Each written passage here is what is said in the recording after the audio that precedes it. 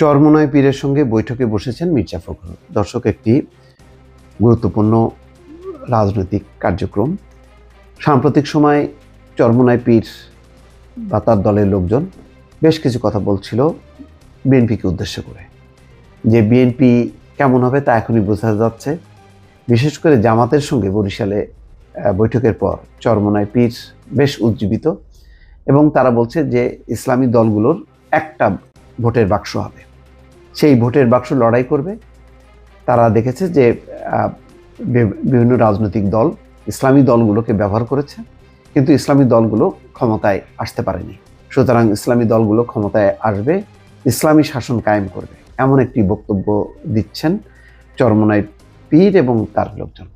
সম্ভবত তাদের এই বক্তব্যে বিএনপি আহত হয়েছে, অথবা একটা রাজনৈতিক বিভক্তি বা বিবাদ তীব্র হচ্ছে। পরিস্থিতি নিয়ন্ত্রণ করার জন্য বা পরিস্থিতি অনুকূলে আনার জন্যই সম্ভবত মির্জা ফখরুল ইসলাম আলমগীর এই উদ্যোগ নিয়েছেন বিএনপির পক্ষ থেকে, যে চরমোনাই পীরের সঙ্গে কথা বলবেন। এটা সত্য যে শেখ হাসিনার পতনের আন্দোলনে শেষ মুহূর্তে চরমোনাই পীর বেশ উদ্যোগী ছিল এবং তারাও বেশ অনমনীয় মনোভাব ছিল।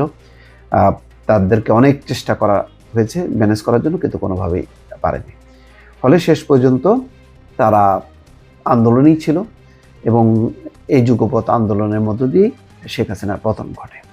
কিন্তু সাম্প্রতিক সময় আন্দোলনকারী দলগুলোর মধ্যে একটা বিভক্তি। চরমোনাই পীর তাদের বক্তব্য সংস্কার হতে হবে, যতদিন সংস্কার লাগে সংস্কার হবে, তারপরে নির্বাচন।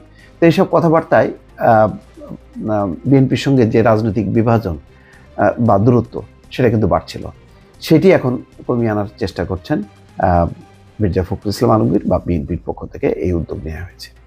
খবর হচ্ছে এই যে ইতিমধ্যে চরমোনাই পীর মুফতি সৈয়দ মোহাম্মদ রেজাউল করিমের সঙ্গে বৈঠকে বসেছেন বিএনপির মহাসচিব মির্জা ফখরুল ইসলাম আলমগীর। সোমবার দুপুরে সৌজন্য সাক্ষাৎ করেন তারা। দুপুর 12টা 20 মিনিটে রাজধানীর পুরানো পল্টনের নোয়াখালী টাওয়ারে ইসলামী আন্দোলন বাংলাদেশের অফিসে চরমোনাই পীরের সঙ্গে এই বৈঠকে বসেন বিএনপির মহাসচিব। তার মানে সেই পুরানো পল্টনে ইসলামী আন্দোলনের অফিসে চলে আসছে মির্জা ফখরুল ইসলাম আলমগীর। উদ্যোগটা যে বিএনপির পক্ষ থেকে, এটা মোটামুটি পরিষ্কার।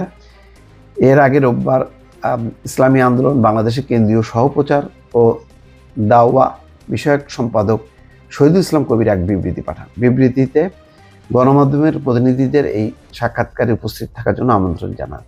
যা বোঝাই যাচ্ছে যে দূরত্ব বা ভুল বোঝাবুঝি সেটা নিরসন করা হয়, এবং ওই যে কথাটা যে ইসলামী দলগুলোর একটা ভোটের বাক্স করার চেষ্টা করা হবে, অর্থাৎ জামাতে ইসলামের পক্ষ থেকে যে বিভিন্ন দলের সঙ্গে যোগাযোগ, অথবা অন্য দলগুলো জামাতে ইসলামের সঙ্গে যে যোগাযোগ করছে, যে ইসলামী দলগুলোর একটা মোর্চা, সেই মোর্চাটার মধ্য দিয়ে বিএনপি যাতে একঘরে না হয় সেই চেষ্টাটা হয়তো করছে। তারই সেই রাজনৈতিক কৌশলের অংশ হিসাবে চরমোনাই পীরের সঙ্গে মির্জা ফখরুল ইসলাম আলমগীর বৈঠক করছেন। দর্শক, ভালো থাকবেন। আল্লাহ হাফেজ।